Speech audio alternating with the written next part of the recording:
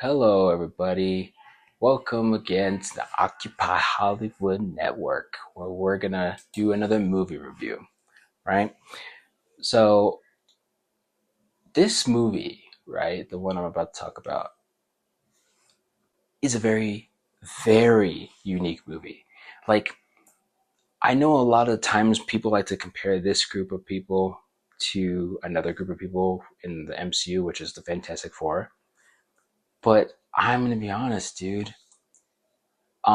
This movie I don't think Fantastic Four will ever get as good of a treatment than this movie did in terms of like how their powers are displayed, conducted, and like expressed.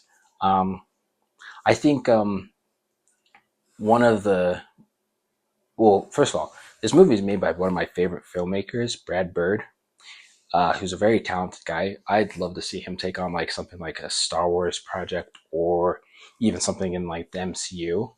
Maybe have him make the Fantastic Four or maybe have me do it. But I mean, have him give him the pick of the litter because I think he's a very talented guy. He made Iron Giant for crying out loud. And so, with that being said, Brad Bird is one of those people that I'm just like, this has got to be like one of the coolest things I have ever seen. So here's the thing. When we're talking about The Incredibles, right? That's the movie we're talking about. I have to explain something that I think something that this movie does really well. So I always talk about two things that I think movies are lacking is dramatic sequences and strong themes, right? When I say strong things, I don't mean like genre, like sci-fi, horror, all this other stuff. I mean like strong themes that really make it stand the test of time or like stand out versus all the other things and all the other jumbo that's being put in pop culture, right? And so with that being said, um, I think that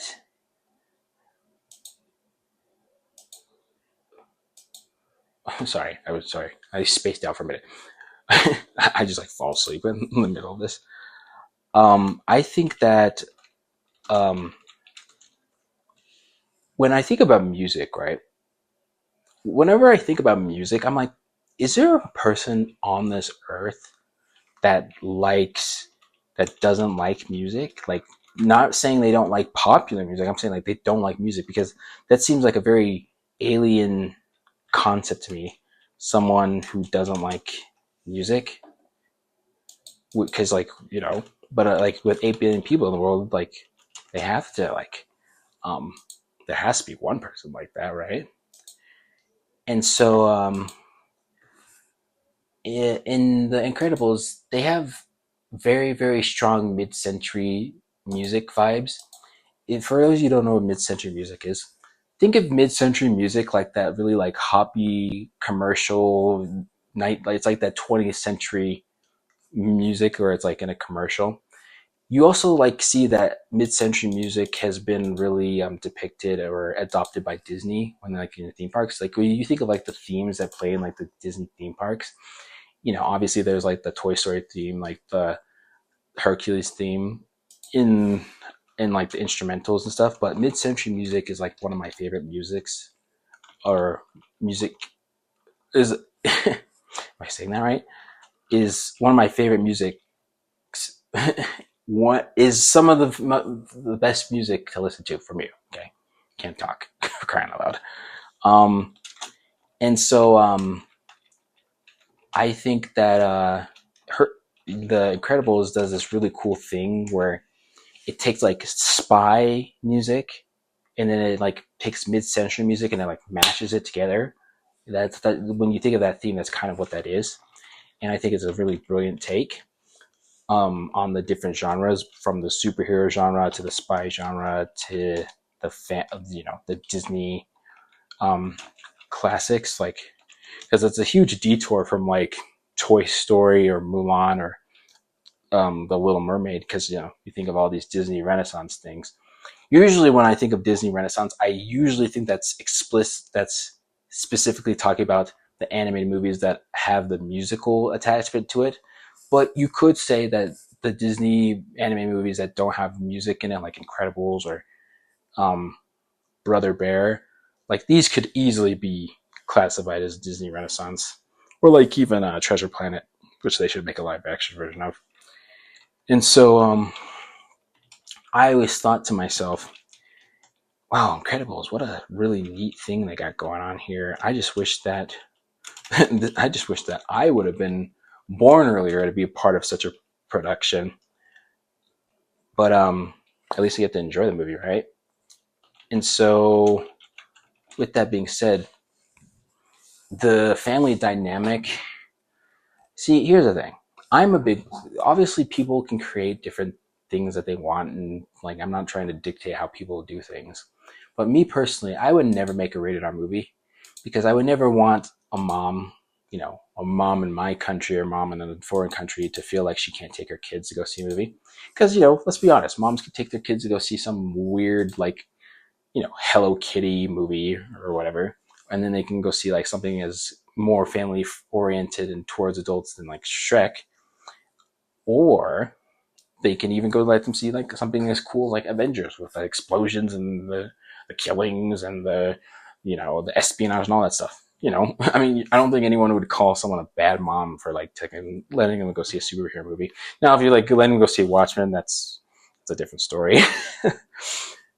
Okay, and so with that being said, I just think making your movie like a rated R movie, just you instantly cut out like a lot of the huge percentage of the general public, and you should never want to do that because you should want to make as much money as possible. Now, money might not be your priority, but I think you guys understand the kind of what I'm going with this. Now, in all honesty, another thing with like making a movie is that you don't want your movie to be like super duper like weird or super duper bizarre. The other thing, here's the three things you should know.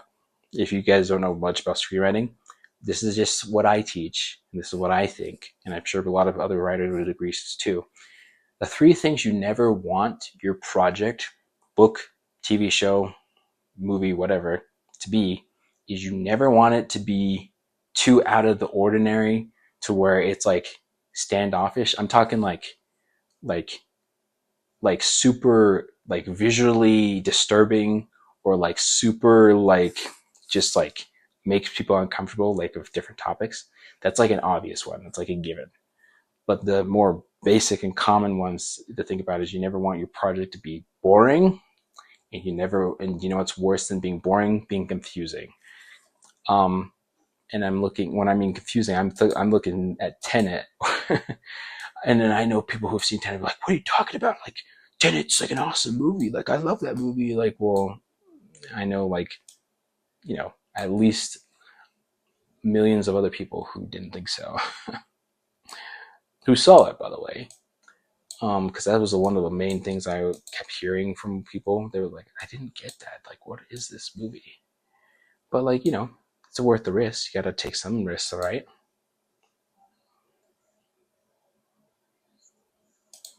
And so, um, Incredible is does. I think one of the things that Incredibles does really, really good is makes a very, very compelling villain, a very compelling antagonist. Because like, here's the different things. Like, you can make your villain like they're evil just for the sake of being evil, right? They're evil and they're misunderstood, or they were used to be good and now they're evil, or like they're evil but they want to be good but like they can't help themselves, or like there's different like nuances, right? Nuance, the key word to this.